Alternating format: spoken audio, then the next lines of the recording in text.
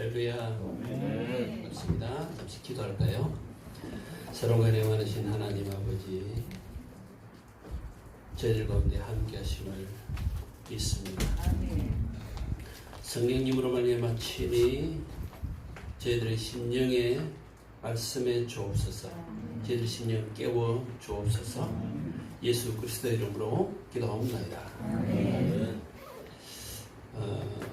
평소에 이제부터 많이 도움을 받던 기쁨찬교회에 와서 말씀 나눌 수 있어서 너무 감사합니다.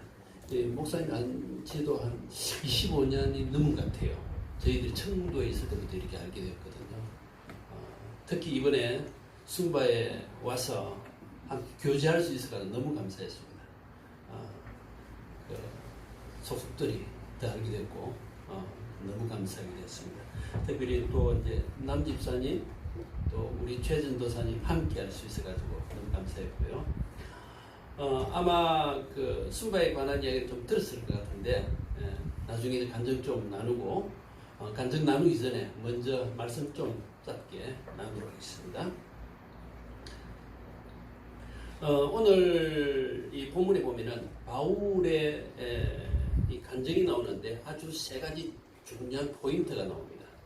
우리도 이 바울의 그런 세 가지 중요한 포인트를 따르면은 좋은 사역자가 될 수 있을 것 같아요.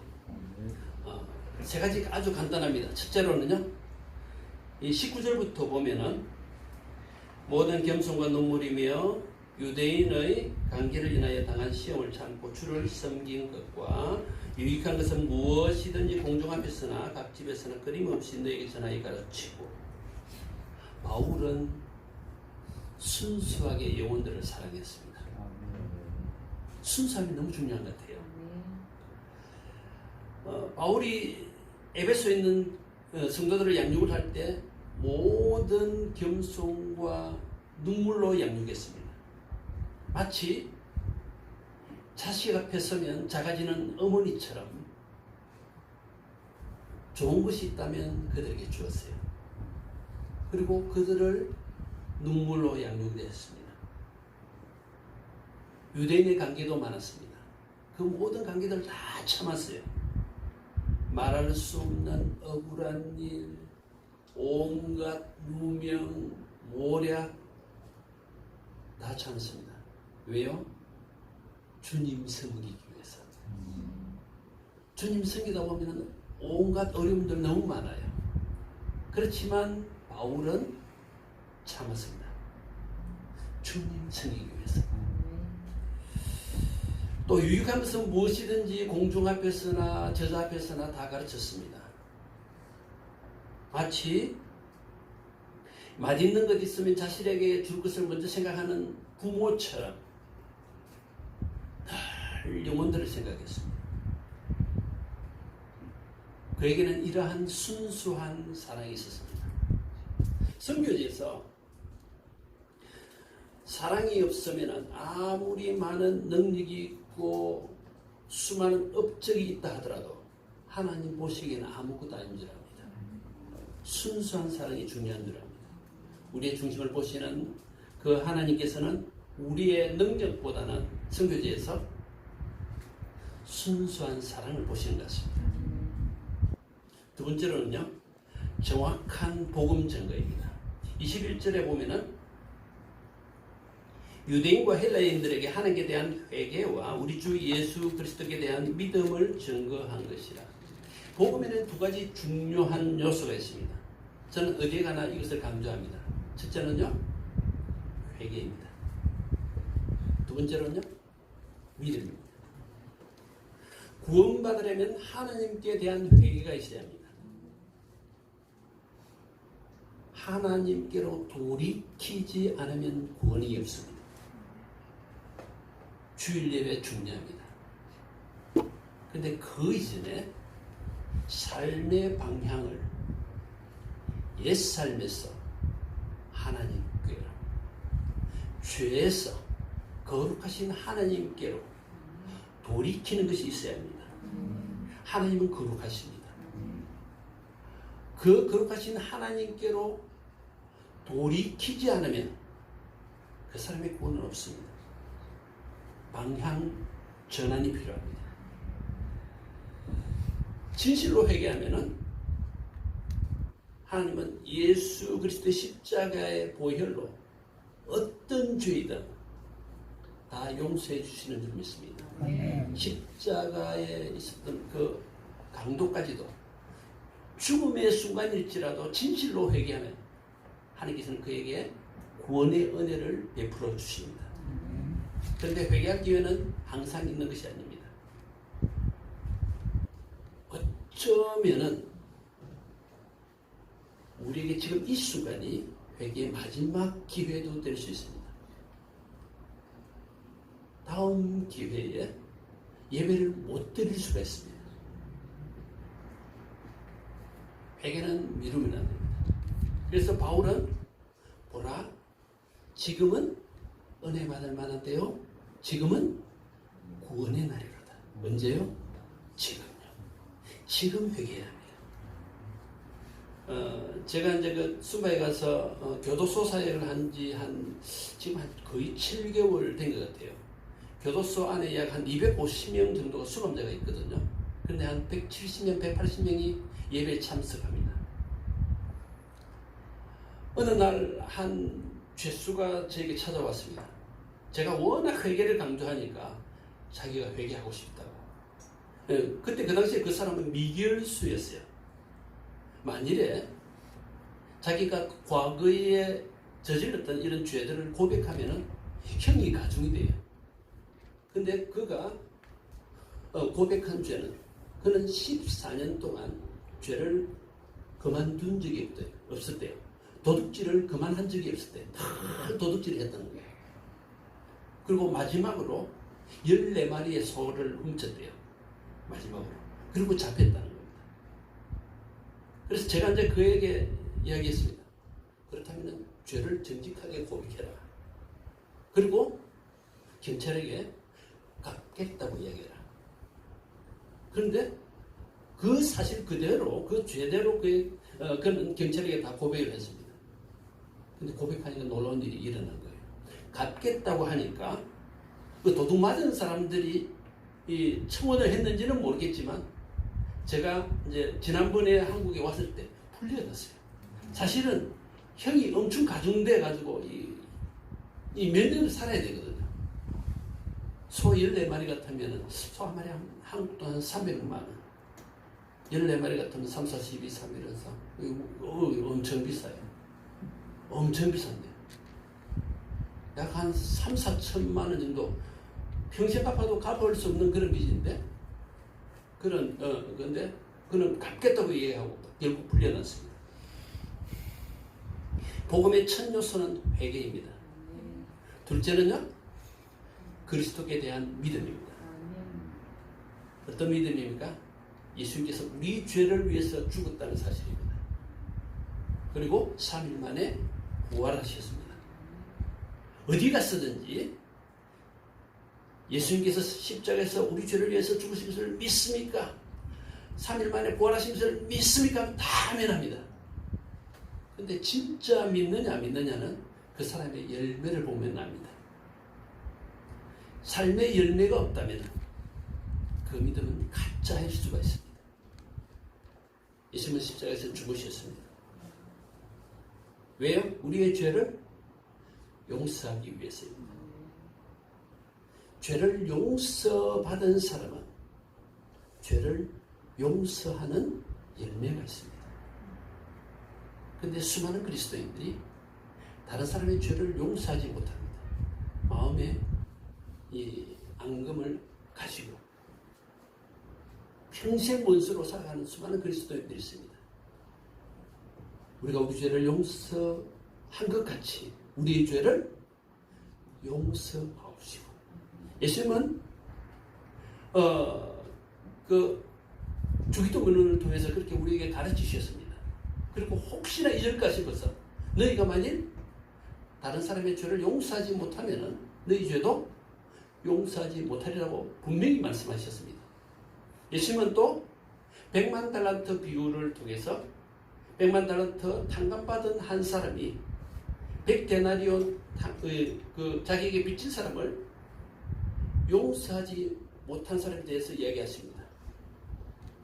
100만 달란트를 비록 탕감받았지만 그가 100데나리온 빚을 탕감하지 않을 때, 즉 다른 사람의 죄를 용서하지 않을 때 100만 달란트의 그 죄는 용서가 취소될 수가 있다는 말씀입니다.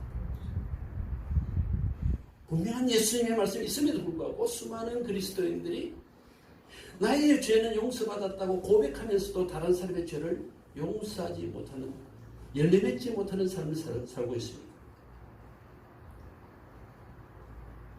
그리고 자신의 죄를 용서받은 사람은 자신의 죄를 버리는 열매가 있어야 합니다.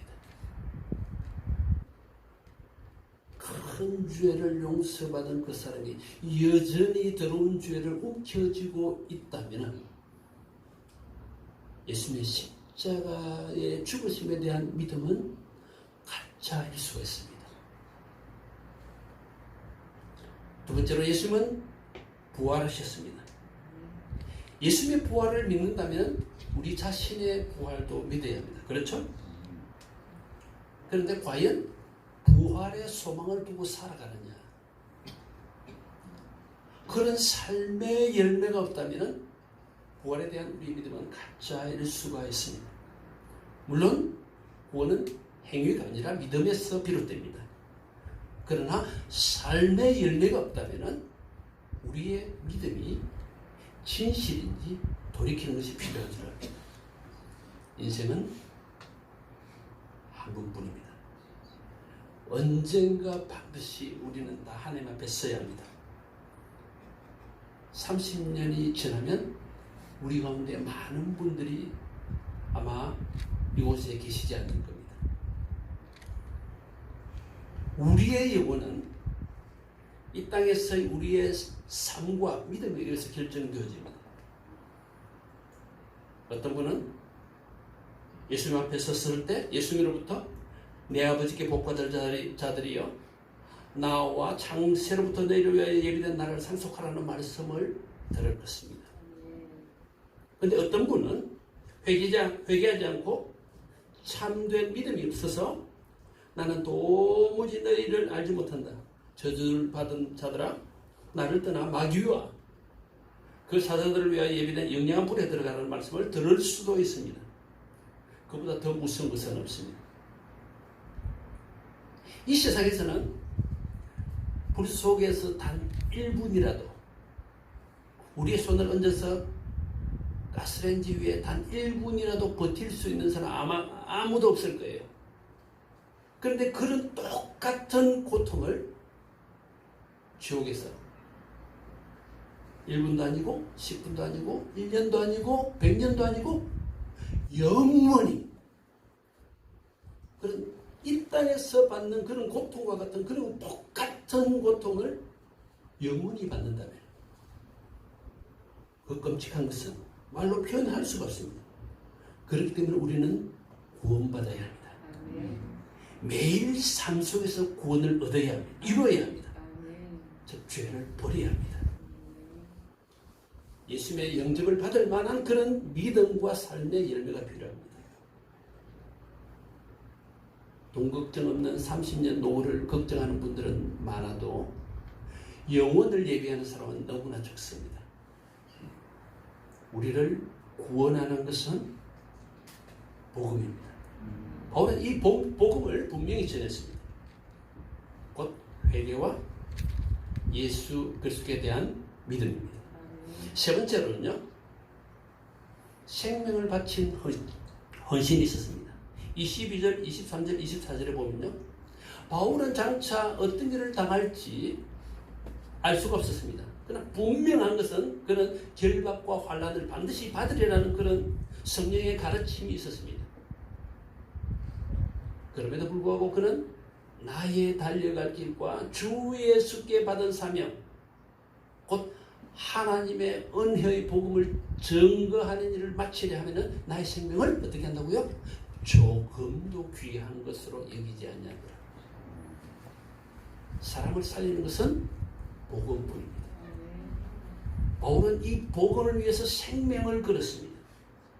다른 사람의 구원을 위해서 자신의 생명을 내어놓았습니다. 예수는 우리의 구원을 위해서 십자가에서 피를 쏟으셨습니다. 바울은 잃어버린 영혼을 위해서 자신의 생명을 내어놓았습니다.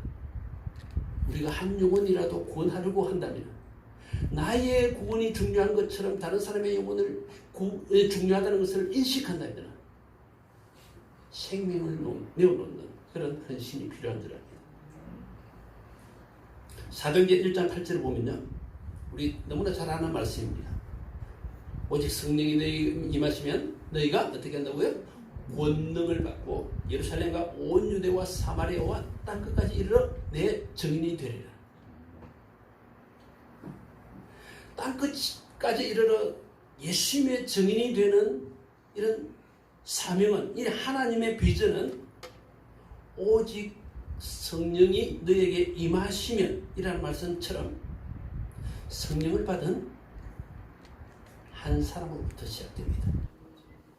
성령이 임하면 권능을 받습니다. 어떤 권능인가요? 증인의 권능입니다. 전도의 권능입니다. 그리고 성령이 임하면 눈이 뜨입니다. 주님의 비전의 눈이 뜨이고 예루살렘과 온 유대와 사마리아와 땅끝까지 그 모든 것을 바라보는 비전의 눈이 열리게 됩니다. 성령을 받은 사람은요, 예루살렘에만 머물 수가 없습니다. 온 유대와 사마리아와 땅끝까지 관심을 가지게 됩니다. 땅끝까지 복음을 전하는 것은요, 주님의 명령입니다. 해도 되고 안 해도 되는 것이 아니라 반드시 준행해야 할 하나님의 명령입니다. 이 명령을 받들어서 100년 전에, 150년 전에 미국에서 선교사들이 이 땅에 와서 의사로서, 교사로서, 목사로서 미개한 한국에서 목숨을 바쳤습니다. 그 당시에도 틀림없이 많은 미국 그리스도인들이 한국으로 가려고 하는 그 선교사들에게 미국에도 할 일이 많은데 뭐 그렇게 그 난리 피우고 그 미개한 한국에 가려고 그러냐, 그런 사람 틀림없이 있을 거예요. 만약 그 사람들이 그렇게 말하는 사람들의 이야기를 듣고 한국에 오지 않았다면, 헌신하지 않았다면, 자신의 목숨을 바치지 않았다면 우리의 오늘날의 구원은 유분할 것입니다. 3개월 전에 제가 이제 이 평촌에 거기에 그 세종안교회라는 교회가 있거든요. 그 교회는 66개의 선교사 그 방들을 만들어 놨어요. 그래서 그곳에서 쉬고 먹고 할 수 있도록 무료로 다 할 수 있도록 그렇게 이제 하고 있습니다. 근데 그때 이제 한 태국 선교사님 부부로부터 들은 간증입니다.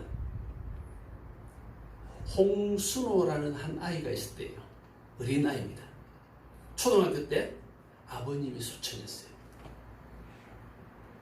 근데 한 미국 선교사님이 와가지고 그 슬픔에 잠겨있는 그 어린 아이에게, 땅에 아버지를 잃은 그 아이에게 하늘 아버지를 소개했대요.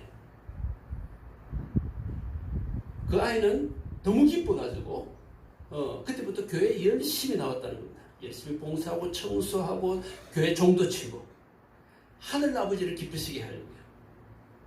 근데 그 아이의 가정은 지독하게 가난했답니다. 근데 그 아이는 아주 성실했대요. 너무너무 가난하고 하지만 성실했기 때문에 주위 사람들로부터 인정을 많이 받았대요. 그래서 어느 날 장사를 하고 싶은 그런 마음이 있었대요. 근데 장사 탤런트가 있었대요. 그래가지고 돈은 없고 이래가지고 주위 아는 분들한테 돈을 좀 빌려달라고 요청을 했다. 근데 이제 그의 성실함을 아는 주위 분들이 빌려줬어요. 그래가지고 장사를 하기 시작했는데 나중에 이게 큰 사업이 돼가지고 나중에 결혼해가지고 아이들을 가지고 이렇게 했을 때는 돈을 그 가마니로, 옛날에 가마니로 이렇게 끌었대요. 그야말로 갑부가 돼가지고 그 인천 그 일대 땅은 모조리 자기네들 땅이었다고 정도로 아주 엄청난. 근데 이제 이분이 나중에 이제 이제 장사를 그만두고 고아원을 했는데, 그때 그 당시에 6.25 때여가지고 전쟁 고아들이 아주 많았대요. 그래가지고 전쟁 고아들 300명을 먹이고 교육시켰대요.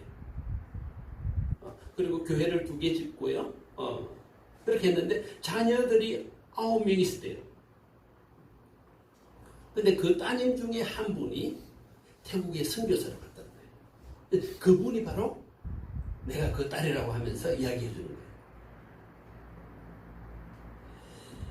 9명 중 3명이 선교사로 나가고 6명이 목회자로 이제 헌신을 했는데, 그 중에 장남이 남서울교회 그 유명한 목사님이잖아요. 만일 한 선교사가 아버지를 잃은 한 어린아이에게, 실망한 아이에게 하늘 아버지를 소개하지 않았다면 아마 우리는 그 가문의 그 영광을 볼 수 없었을 겁니다. 주님의 명령은 예루살렘과 온 유대와 사마리아 땅끝까지 복음을 전하는 것입니다. 그런데 우리에게 여기서 중요한 것이 있습니다. 여기서 이제 그 접속사 와가 있죠. 예루살렘과 온 유대와 사마리아와 땅끝까지. 아마 들어보셨을 텐데, 이 접속사 와는 헬라어로 카인데, 이 동시에 예루살렘에서 복음 전한 다음에가 아니고, 예루살렘에 복음 전한 다음에 유대 전하고, 유대 전한 다음에 사마리아 전하고, 사마리아 전한 다음에 땅끝까지가 전하는 게 아니고, 예루살렘에 전하면서 동시에 유대 전하고, 동시에 사마리아도 전하고, 동시에 땅끝까지 전하는. 그래서 저희들은 지금 순바에 있지만 땅끝까지 복음을 전할, 더 가난한 나라에 복음을 전할 그런 꿈을 가지고 있습니다.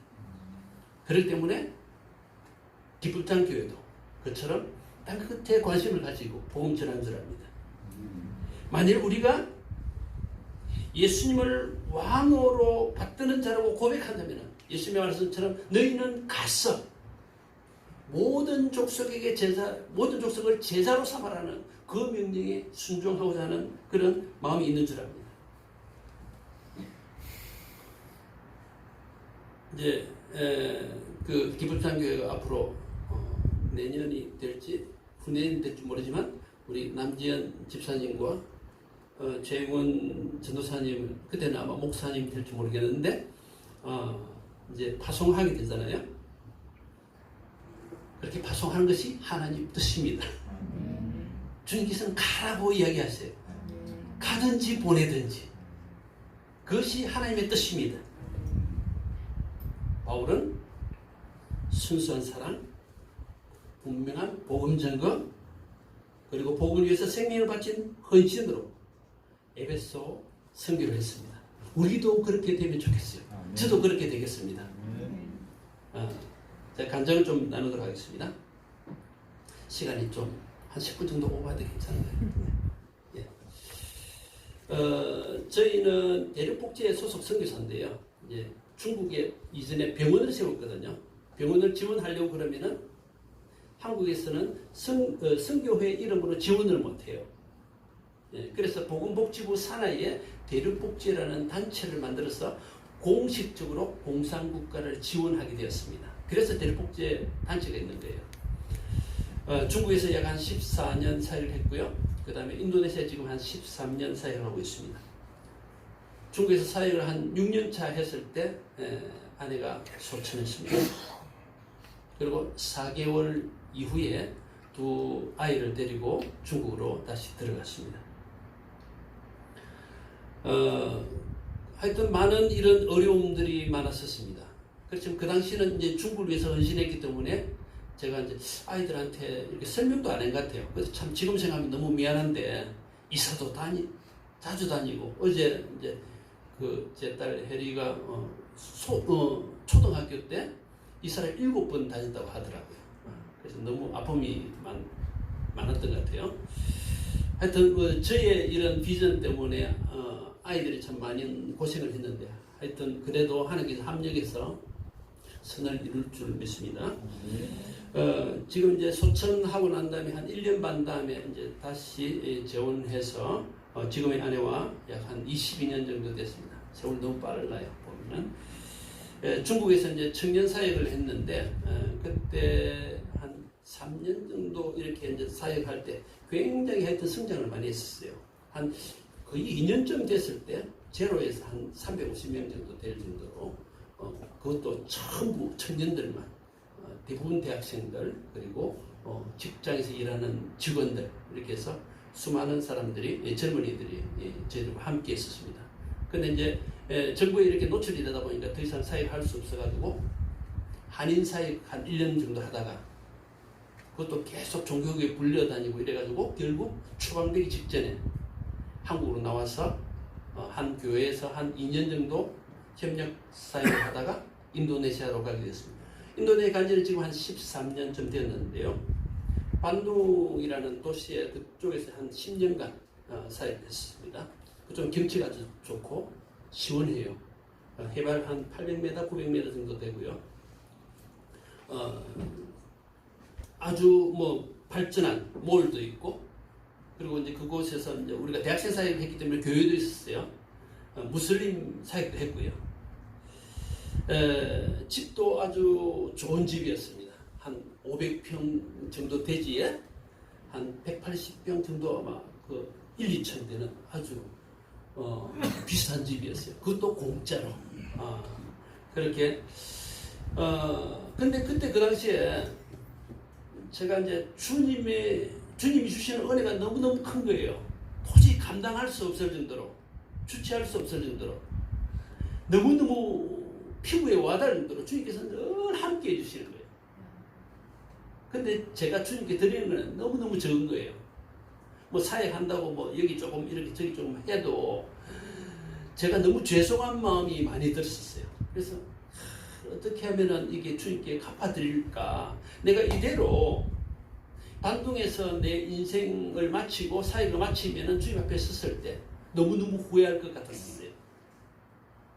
그래서 제가 이제 가진 한 습관 중에 하나가 늘 죽음을 생각하는 거였거든요. 주님 앞에 섰을 때 후회하지 않기 위해서 지금 어떻게 살아야 될 것이냐 늘 고민하거든요. 그래서 그날에 만일에 후회한다면 이미 너무 늦어버렸잖아요. 그날에 후회하지 않기 위해서 지금 어떻게 해야 될 것인가. 근데 하나님께서 계속 그때 그 당시에 그런 부담을 주셨고, 동시에 가난한 지역 순바에 대한 부담을 주셨어요. 그래서 한 3년 정도 이렇게 리서치하고 저희 아내와 이제 토의한 끝에 결국 아내도 동의를 해서 2020년 7월 코로나가 한창일 때 순바로 가게 되었습니다.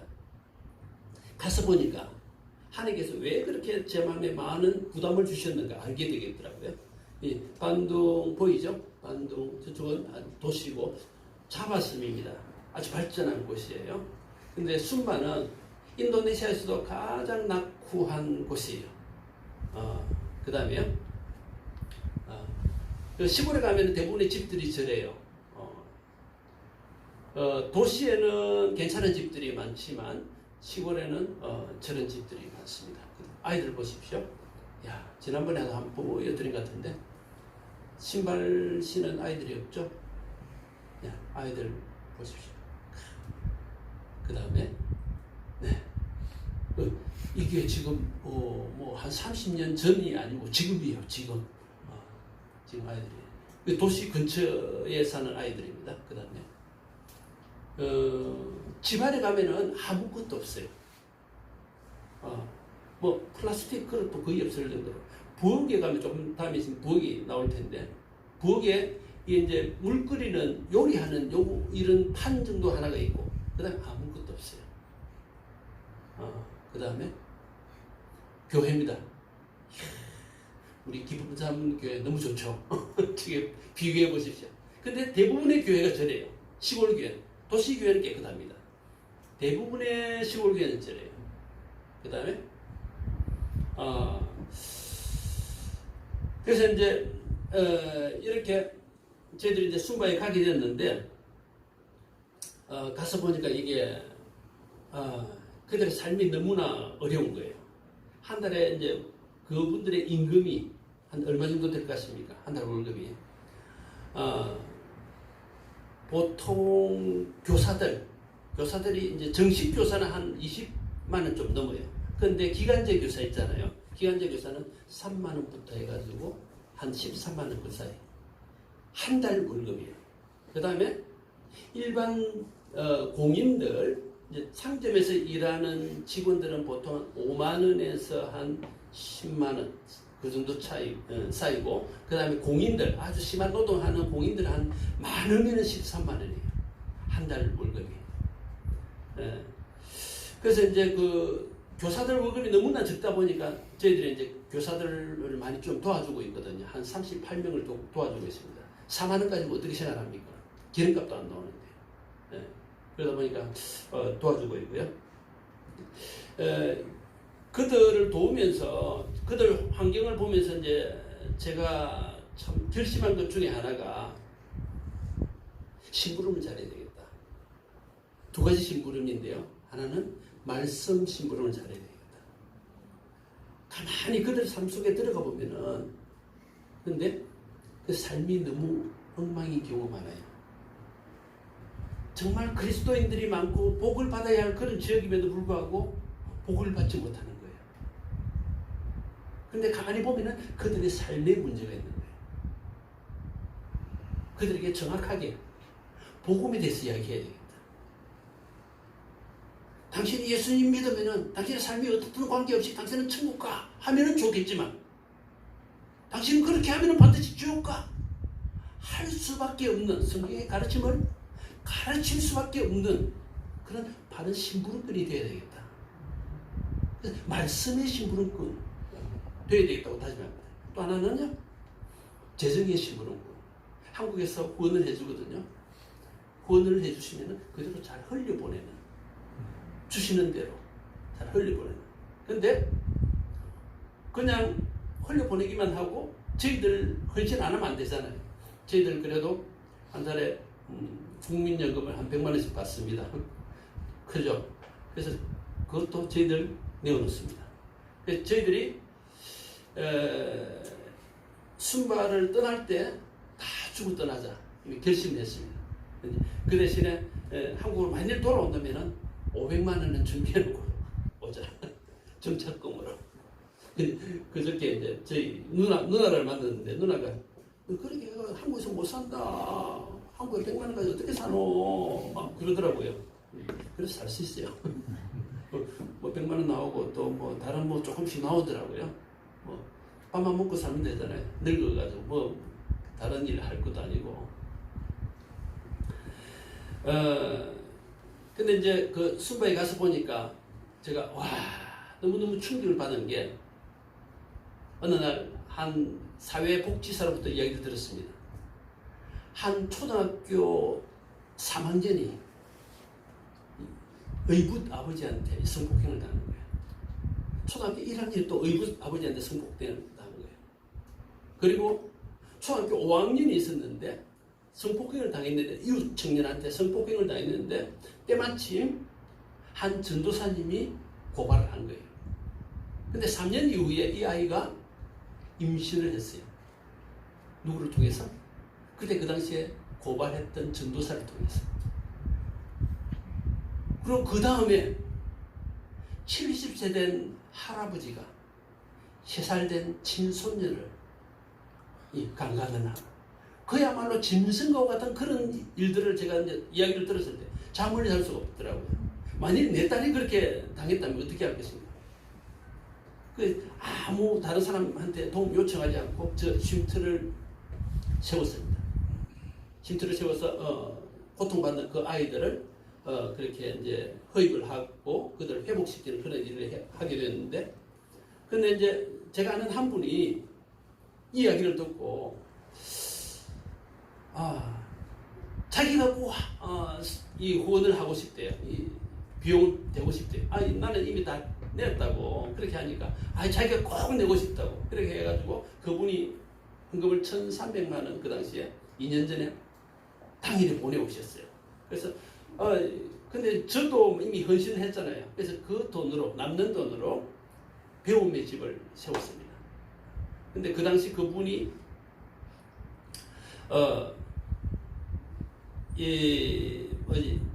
또 필요한 거 없느냐고 제게 물어보셨어요.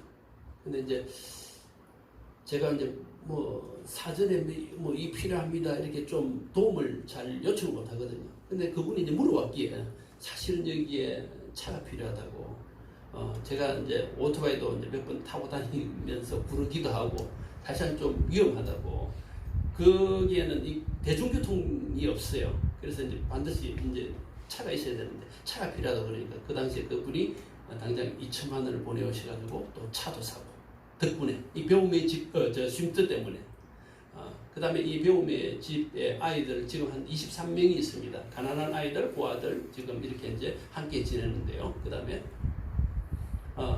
아주 퀄리티 있는 그런 교육을 합니다. 지금 저 아이들 중에서 지난번에 며칠 전에 한 7명이 또 장학금을 받았더라고요. 와, 너무 격려가 됐어요. 이 장학금 받는데 장학금 하나 받는데 15만 원. 그 아이들한테 엄청난 그 큰 돈이에요. 어떤 아이는 9만 원 받고 아주. 그래서 저희들이 이제 그 아이들 교육을 위해서 아주 좀 이렇게 많이 노력을 합니다. 선생님도 붙여주고 음악도 가르치고 그곳에 오면요 암송 69절 의무적으로 하고 매일 아침 4시 반에 일어나서 예배드리고 저녁에도 예배드리고 낮에는 또 많은 훈련들 하고 그렇게 합니다. 그 다음에 사역 훈련도 많이 해요. 시골에 설교여행 가면 같이 가요. 그 다음에 미션 트립 가는데 그 아이들 특히 최근에 한 마을에 이제 그 아주 너무 가난하고 그 마을의 80% 남자들이 다 이게 매일 저녁 술을 마신대요. 뭐 담배는 말할 것도 없고 너무너무 가난한데 아이들 교육에는 전혀 관심이 없는 거예요. 그래서 이 마을에 새마을 운동을 좀 해야 되겠다. 그렇게 해가지고 그 마을 지도자들하고 다 협의를 했어요. 근데 우선 주일학교부터 좀 해야 되겠다. 그렇게 해가지고 주일학교를 하는데 우리 배움의 집 아이들이 다 해요. 저는 장만 마련해주고 처음에 오픈 예배만 드리고 아이들이 다 해요. 훈련되니까 다 하더라고요. 그 다음에 그러던 중에 어느 날 마태복음 25장 그 말씀이 생각나는 거예요. 잘 아시겠지만 예수님께서 심판 때에 양과 염소로 이렇게 구분한다는 말씀을 하셨죠. 이제 그 양의 무리에게 예수님이 이렇게 말씀하십니다. 그 오른편에 있는 자들에게 내 아버지께 복받을 자들이여 나와 창세로부터 내려와 예비된 나라를 상속하라. 내가 줄일 때 너희가 먹을 것을 주었고 목마를 때 마시게 하였고 나그네 되었을 때 영접하였고 벗을 때 옷을 입혔고 병들었을 때 돌아보았고 옥에 갇혔을 때 와서 보았느니라. 그런데 양의 무리에 속한 그들은 예수님께 직접 먹을 것 주고 옷 주고 병문안하고 감옥에 방문한 적이 없었거든요. 우리가 그런 적 없었는데요. 그러니까 예수님께서 말씀하십니다. 지극히 작은 자 하나에게 한 것이 곧 내게 한 것이니라. 그 말씀이 갑자기 생각나더라고요. 그래서 이제 갑자기 감옥에 있는 그 고통받는 영혼들이 생각나더라고요. 그래서 감옥에서 이제 170명에서 180명. 근데 그때 반찬을 만들어요. 반찬을 주는데 그 반찬을 우리 배움의 집 아이들이 정성껏 준비해가지고 그렇게 주고 한 달에 한 번씩 또 생필품도 나눠주고. 근데 그들에게 말씀을 전할 때 그들의 눈이 살아있어요. 와, 제가 말씀 전하면서 언제 이렇게 사모하는 영혼들 앞에서 말씀을 전한 적이 있을까 할 정도로 얼마나 말씀을 사모하는지 참 위로를 많이 받았습니다. 그 다음에 와, 온몸에 문신이에요. 저 친구가 찍자 그래가지고 제가 찍었는데 머리부터 시작해가지고 발끝까지 다 발에는 온 문신 천지예요. 근데 사람이 변해요. 뭐라요? 복음으로. 복음이 들어가면 변해요. 그래서 저희 꿈 중에 하나가 이 교도소가 천국으로 변하는 거예요. 이를 위해서 기도해 주시기 바랍니다. 그 다음에 저런 일들 많아요. 이제 우물, 그 다음에 고아원, 그 다음에 이 사택도 지어주고요. 그 다음에 그다음에 쌀도 공급해주고 그다음에 세미나도 하고요. 얼마 전에 같이 갔었던 그 고등학교예요. 저희들이 화장실 근데 지금 이제 숙소도 지금 지어줍니다. 지금 숙소 4칸. 근데 이제 왜냐하면은 저 시골에서 이제 학교에 오다 보면은 중간에 오는 길에 한 5km 산길 이렇게 오면서 성폭행 당하는 거예요. 그래서 그 한 아이가 고등학교 2학년인데 얼마 전에 이렇게 이제 그 출산을 했더라고요. 그래서 그 아이가 제가 이제 물었어요. 학교 가고 싶냐 그래요. 학교 가고 싶대요. 자기 학교에 가고 싶대요. 그래서 이제 더 이상 지체할 수 없어가지고 근데 저렇게 하니까 어떤 제 친구 아들이 이 헌금을 해주더라고요. 기숙사 4칸. 네. 그 다음에 그 기독교 고등학교 우리 그때 한번 가봤을 거예요. 목사님 가서 다 말씀 전하고 그런 곳인데, 네. 기숙사 왼쪽에 기숙사. 그 다음에 학교 한번 보십시오. 대나무로 만든 교실이에요. 그냥 땅 받으면요 흙이에요. 이런 학교 너무 많아요. 이 학교에 이제 근무하는 선생님들 다 월급이 한 달에 35,000원 정도. 그분들 17분을 저희가 돕고 있습니다. 아니 14분. 이 학교에 포함해가지고 총 38명 저희들이 지원하고 있습니다. 네, 그 다음에 강당 그때 보신 거 강당 완성해가지고 지금 거의 완성되었어요. 시간이 많이 걸리긴 한데 그 다음에 고아원 그때 갔었죠. 목사님하고 남성선 최전도사 얼굴도 보일 거예요. 여기 지금 최근에도 또 여러 가지 많이 돕고 있어요. 매달 쌀 2푸대 지원해주고 있고 그다음 필요한 것도 여러 가지. 얼마 전에 그 또 물탱크 해가지고 물 공급해주는 그런 일들도 했습니다. 그다음에 라이런자 교회 그 교수님이 은퇴 교수님이 자기가 교회를 짓고 싶다 이래가지고 거의 허물어져가는 그런 교회인데 그다음에 지금 한참 공사 중입니다. 성도들과 함께 공사하고 있습니다. 그다음에 지금 거의 이런 형태입니다. 거의 완성 다 되어가는 단계입니다. 그다음에 저희들 선교센터에서 앞으로 모든 사역을 다 컨트롤할 거예요. 지금 학교도 세워야 되고, 그 다음에 뭐 여러 가지 지역 보건 이런 그 다음에 여러 가지 다양한 사역들을 할 거거든요. 세미나도 해야 되고 이게 선교센터에서 다 할 거예요. 그 다음에 지금 많이 진전이 있습니다. 지금 이쪽에는 지금 이제 그 숙소를 지을 거예요. 숙소. 저게 본 건물이고요. 그 다음에 베드로전서 5장 8절 나누고 마칠게요. 근신하라 깨어라 너희 대적 마귀가 우는 사자같이 두루다니며 삼킬 자를 찾나니. 사막에 보면은 무역상들이 있습니다.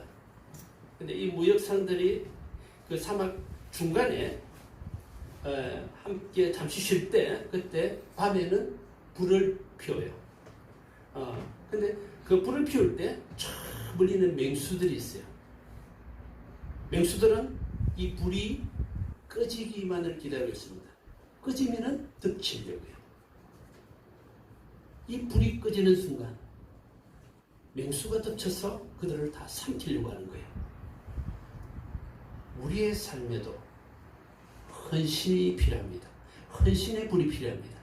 만일 헌신의 불이 꺼지는 순간 사단마귀는 우리를 덮치려고 합니다.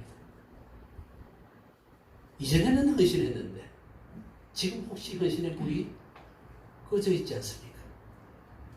헌신의 불을 다시 지피는 그런 기회가 되면 좋겠습니다. 바울처럼 순수한 사랑을 가지고요.